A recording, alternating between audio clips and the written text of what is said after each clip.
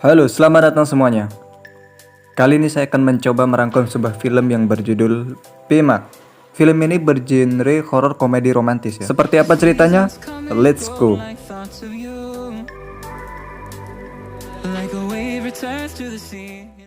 Film dimulai dengan adegan seorang wanita hamil yang akan melahirkan anaknya. Namun tak ada seorang pun yang menemaninya. Dan akhirnya bayinya keluar tanpa ada seorang ayah di sampingnya. Scene berganti di sebuah medan perang yang terdapat 4 sekawan, yaitu Ai, Ter, Puak, dan Sin, yang tengah berharap datangnya bala bantuan. Kemudian datang satu orang lagi yang bernama Mak. Melihat temannya mulai lesu kembali dari perang, Puak mulai menyemangati mereka dengan ceramah penyejuk jiwa. Anehnya, Puak berhasil membakar semangat teman-temannya. Namun sayangnya pas kembali berperang, 5 sekawan kembali tertangkap. Selain tampak lusuh, mereka juga dipenuhi dengan luka-luka. Meski hampir putus asa, Mak meyakinkan teman-temannya bahwa mereka pasti selamat karena ia telah berjanji pada istrinya, yaitu Nak, yang tengah hamil untuk segera pulang. Di lain tempat, tepatnya di kampung halaman Mak, terlihat istrinya tengah menggendong bayi dan memanggil-manggil nama Mak di tepi sungai. Tapi entah mengapa, warga yang mendengarnya bersikap aneh dan langsung menutup jendela rumah mereka. Untung saja 5 sekawan tadi berhasil kabur. Kini mereka tengah berada di atas perahu untuk menuju ke desa tempat tinggal Mak dan istrinya. Sesampainya di dermaga depan rumah Mak, 5 sekawan itu merasa aneh dengan kondisi desa yang sepi. Mak lalu pulang ke rumahnya. Namun ia tak melihat siapapun, hanya ayunan yang bergoyang sendiri. Namun tiba-tiba, Nak memeluknya dari belakang dan menangis bahagia karena dapat bertemu lagi. Mak lalu menanyakan keberadaan anaknya, yang kemudian ia beri nama Dang. Teringat akan teman-temannya, Mak lantas memperkenalkan istrinya pada teman-temannya yang langsung melongo melihat kecantikan Nak. Mak lantas menyuruh teman-temannya untuk tidur di rumah yang berada di seberang sungai, yang merupakan rumah neneknya yang telah meninggal. Mak lantas nempel-nempel ke istrinya. Scene berganti pagi harinya. 5 sekawan kembali berkumpul. Mereka pergi ke pasar. Anehnya, saat di pasar dan para pedagang bertemu Mak, mereka terlihat ketakutan dan tiba-tiba kabur. Sampai akhirnya Mak tiba di warung arak. Saat melihat Mak, ia lantas berkata tentang istrinya Mak yang sebenarnya sudah meninggal. Melihat kejadian itu, Sin merasa ada yang tidak beres. Saat malam tiba, 5 sekawan tadi sedang santai minum bersama. Di sana, Sin memberitahukan bahwa Nak adalah seorang hantu. Mendengar itu, teman-temannya justru menertawakannya dan berpendapat bahwa Nak terlalu cantik untuk menjadi hantu. Ya iyalah, Sin lalu pergi ke rumah Mak untuk mengajaknya minum. Tapi ia justru disambut oleh Nak di depan pintu. Ia menyuruh Sin untuk masuk. Namun tiba-tiba darah mengucur dari tubuh Nak. Sudah tegang-tegang, tapi ternyata Sin cuma mimpi. Anjing. Namun saat terbangun dari mimpinya, teman-temannya justru benar-benar menyuruhnya pergi ke rumah Mak. Seakan-akan dejavu. Ia pun mendatangi rumah Nak dengan ketakutan. Sin lalu melihat rumah Nak yang sangat berantakan seperti rumah yang lama tak dihuni dan melihat ayunan bergoyang sendiri. Karena ketakutan, ia mulai menjauhi rumah itu. Namun tiba-tiba, ada jeruk jatuh dan terlihat tangan yang sangat panjang berusaha mengambilnya. Sontak Sin lari ketakutan dan kembali menceritakan pada teman-temannya bahwa Nak adalah hantu. Esok harinya, saat lagi kumpul, Mak menyuruh Ter mengambil kapak di rumahnya. Sesampainya di sana, ia tiba-tiba merinding karena melihat rumah yang berantakan dan seperti cerita Sin semalam. Di sana ia melihat Nak.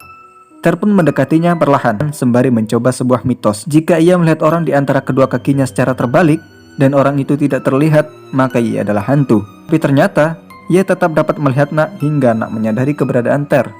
Saat terbuang hajat, tiba-tiba ia melihat benda berkilau seperti cincin. Ter lantas membersihkan pasir yang berada di sekitarnya. Ia pun terkejut dengan cincin yang menempel pada sebuah mayat. Karena ketakutan, Ter langsung lari tanpa lihat kanan kiri. Sialnya, dia malah menabrak sarang lebah yang kemudian menyerangnya dan merubahnya menjadi seperti monster.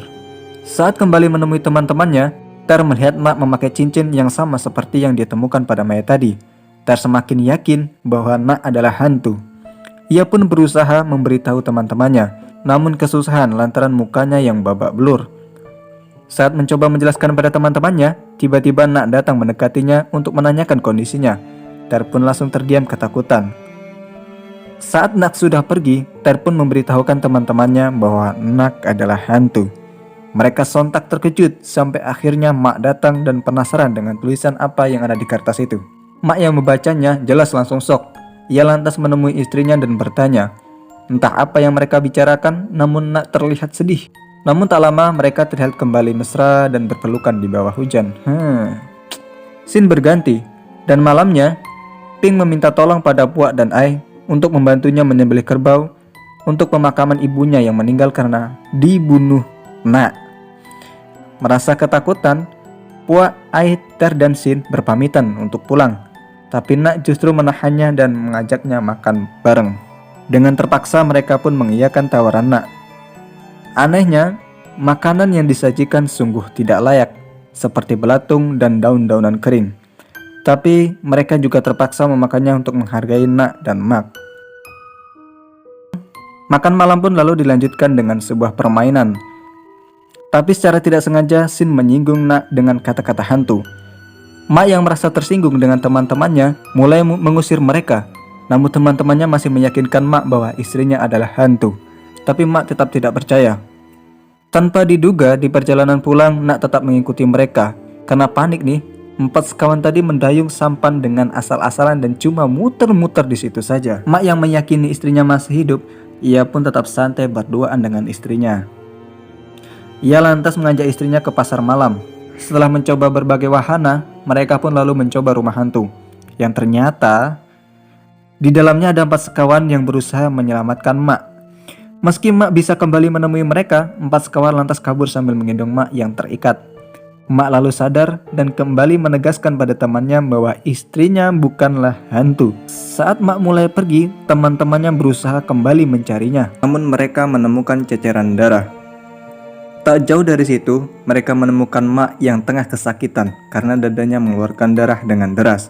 Melihat Mak seperti itu, justru membuat Ter dan Sin berasumsi bahwa Mak lah yang sebenarnya hantu. Karena ingin membuktikannya dengan ingatan, cincin yang menempel pada tengkorak ada di tangan kiri. Ter membuka paksa perban di tangan Mak, tapi kenyataannya di jari Mak tidak terdapat cincin. Mereka pun sempat senang saat Mak menunjukkan cincin yang dimaksud telah ia jadikan kalung. Secara spontan, Ter melempar beras jimatnya pada Mak, namun justru mengenai dada Mak yang membuat Mak menggerang kesakitan. Tapi mereka tetap kabur karena ketakutan. 4 sekawan lantas berpikir untuk menyelamatkan Nak karena meyakini bahwa Nak lah yang sebenarnya manusia. Jelas saja mereka bersemangat karena mengingat paras cantik Nak. Mereka lantas menemui Nak. Meski sempat takut, Sin meyakinkan diri dengan menyentuh tubuh Nak. Dan memang tidak ada yang aneh. Nak lantas menanyakan keberadaan Mak dan mereka pun memberitahukan bahwa ia telah menunggu Nak di seberang. Nak dan bayinya akhirnya mengikuti mereka menaiki sampan. Di tengah perjalanan, mereka melihat Mak di tepi sungai dan mereka pun memberitahu Nak bahwa suaminya adalah hantu. Tanpa disangka, Mak terjun ke sungai untuk menyusul mereka. Tapi di tengah-tengah ia justru tenggelam. Dan dengan terpaksa 4 sekawan ini menaikkan Mak ke sampan. Dan karena kelebihan muatan, sampan pun mulai tenggelam. Sekuat tenaga mereka mendayung dengan tangannya sambil Ter bertanya, siapakah yang sebenarnya hantu? Dan mayat siapakah yang ia temukan di belakang rumah? Saat semua terdiam, tangan Nak tiba-tiba memanjang dan memegang bahu Mak. Karena terkejut, mereka langsung nyebur ke sungai. Dan ternyata benar dugaan pertama mereka kalau Nak lah yang hantu. Hari selanjutnya mereka mendatangi biksu untuk meminta perlindungan. Tapi Nak malah datang dengan tampangnya yang masih cantik. Anehnya, biksu tadi malah ketakutan dan ngajar duluan. Meski teman-temannya ketakutan, Mak justru terlihat sedih. Dan tanpa diduga, Nak meminta mereka meninggalkannya berdua dengan Mak. Keduanya pun lantas ngobrol berdua. Nak lantas meminta maaf sama Mak karena telah membohonginya. Tapi itu semua ia lakukan karena ia tidak mau kehilangan Mak. Rupanya Mak merasakan hal yang sama. Akhirnya mereka pun sepakat untuk tinggal bersama selamanya meski di dunia yang berbeda. Ya, seperti itulah kurang lebih cerita dari film Pima. Jadi intinya si Mak itu udah tahu kalau istrinya itu sudah meninggal, udah wassalam. Cuman dia selama ini pura-pura tidak tahu. inti dari film ini ya cinta sejati memang seperti itu ya. Dan intinya setan di Thailand cantik-cantik gitu. Oke, cukup segitu saja dari saya. Jangan lupa like, share, dan subscribe